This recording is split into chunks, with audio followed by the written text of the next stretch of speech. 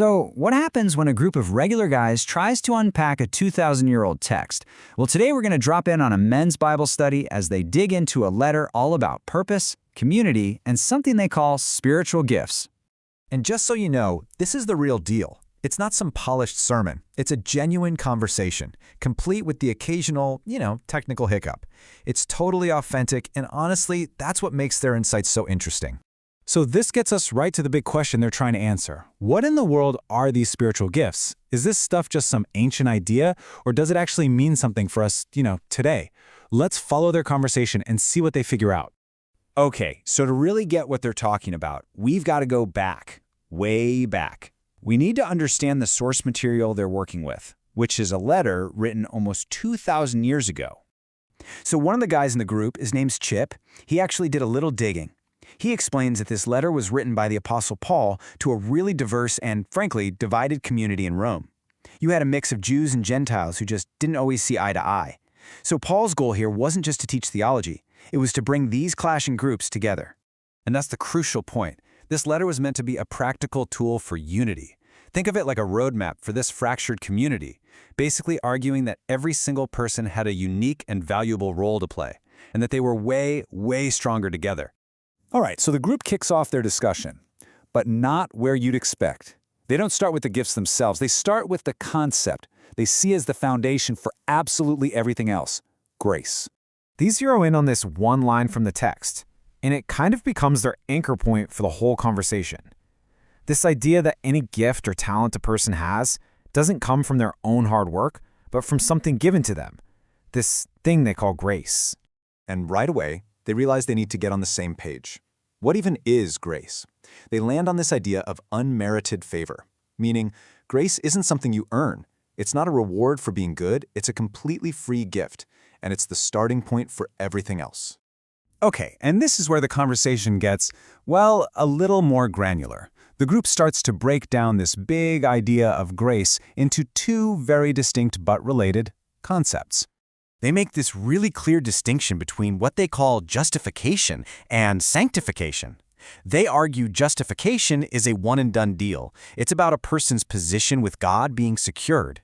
But sanctification, that's the ongoing, lifelong process of changing a person's condition, actually becoming a better person over time. And then one of the guys comes up with this perfect analogy to explain it. He says, justification is like getting the ticket to the big show. Bam! You're in. Your spot is guaranteed.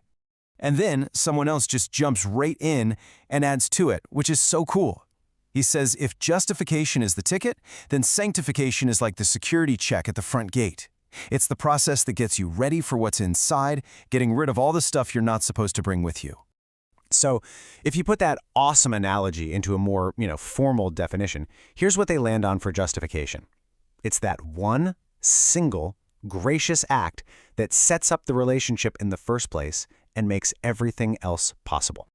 And then sanctification, well, that's the long haul. It's the day in, day out journey. It's the renewal of the interior man, as they put it. That slow, steady work of becoming a better person, all powered by that first gift of grace. Okay, so now that we've got the foundation laid, let's see how all of this connects to the actual gifts themselves. This is where it all starts coming together.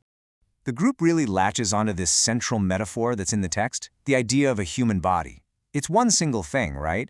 But it's made up of all these different parts: eyes, hands, feet. They all have totally unique and totally essential jobs. No part is more important. They all need each other for the body to work. So with that body metaphor in mind, this is what they mean by gifts. And get this, they're not like superpowers. They're functions, they're roles inside the community. Some people are just natural teachers. Others are amazing encouragers. Some are great at leading, while others are gifted at quietly serving or showing mercy. Each one is a vital role. But here's what's really cool. They don't just leave these as ancient ideas. They connect it all directly to their own lives. And a lot of this came out of a little homework assignment they'd done. Take Chip, for instance. He shares that he never, ever would have thought he had a gift for mercy. But then a friend dragged him along to a prison ministry, and he discovered this deeply rewarding calling he never knew was in him. It was like a gift just waiting to be opened. Then another guy chimes in, talking about his connection to the gift of service. He finds this incredible fulfillment from his regular volunteer work at a local men's shelter and soup kitchen, just putting his faith into action in a really direct, hands-on way. And then he tells this really moving story about being at his aunt's funeral. Her son boiled her whole life down to this simple motto: serve God, serve family, serve others. And in that moment, sitting in the pew, he just thought, wow, it really can be that simple. And that really brings it all home for them. This is their big aha moment. These gifts aren't meant to be used alone. When you bring a teacher and a leader and a giver and a server all together, their combined impact is just so much greater than anything they could do on their own.